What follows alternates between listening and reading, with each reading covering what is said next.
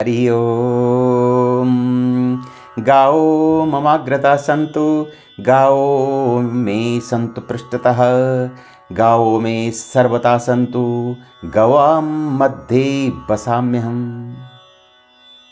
आनंद कंद मदन मोहन भगवान श्री कृष्ण की यह कामना है कि गाय मेरे आगे हों, गाय मेरे पीछे हों, गाय मेरे दाहिने और बाएं हों और गायों के मध्य में मैं हमेशा रहूं।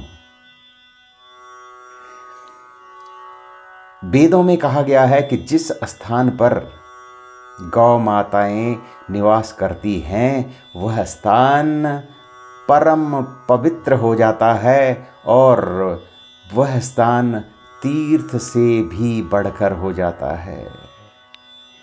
जिस स्थान पर गायें परेशान हैं, बीमार हैं, दुखित हैं, वह स्थान नरक के समान हो जाता है। यद गृहे दुखिता गाव स याति नरकम नरः। जिस स्थान पर भी, जिस घर में भी गाय दुखी होती हैं वह घर नरक के समान हो जाता है, और जहाँ गाय रहती हैं वह घर पवित्र हो जाता है। वह उस घर में लक्ष्मी जी का निवास हो जाता है और उस घर में पालनहार भगवान विष्णु सदा विराजमान रहते हैं। तो हे प्रियवर, आज के इस युग में आप देख ही रहे हैं कि गायों की क्या हालत हो रखी है। चारों तरफ गाय बेसहारा, लाचार, बीमार, दर दर ठोकरें खाती हुई भिक्षाटन में घूमती रहती हैं, पॉलीथीन खाती रहती हैं।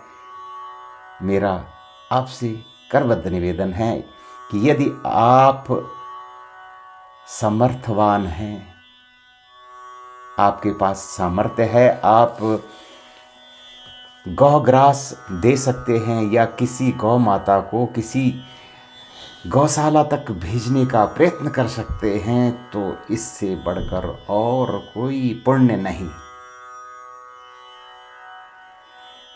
ये जरूरी नहीं है कि आप अपने घर में गाय पालें। आप किसी गौशाला से अपना संपर्क बनाकर एक गाय को गौग्रास तो दे ही सकते हैं, ताकि वो गाय जब तक भी रहे कुछ न कुछ खाती रहे। अन्यथा वो परेशान रहेगी, और जहाँ गाय परेशान होती हैं उस इलाके में परेशानियां तो आती ही हैं। तो करें आप इस पर विचार, और गाय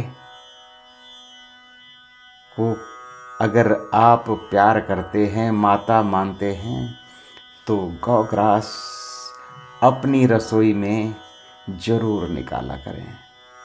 और अगर वो गौग्रास आप किसी गाय तक नहीं भी पहुंचा सकते हैं तो किसी गौशाला से जरूर जुड़ जाएं और उस गौशाला की मदद करें।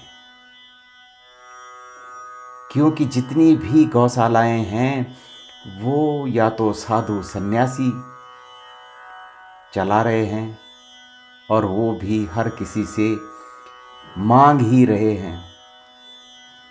तो अगर आप सक्षम हैं, कर सकते हैं, तो मदद जरूर करिए।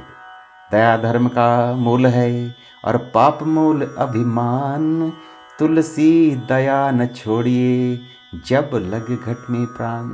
ये ठंडी के दिनों में गायों और अन्य जानवरों, जो भी जानवर आपको दिखते हैं, उन पर जरूर दया करिए।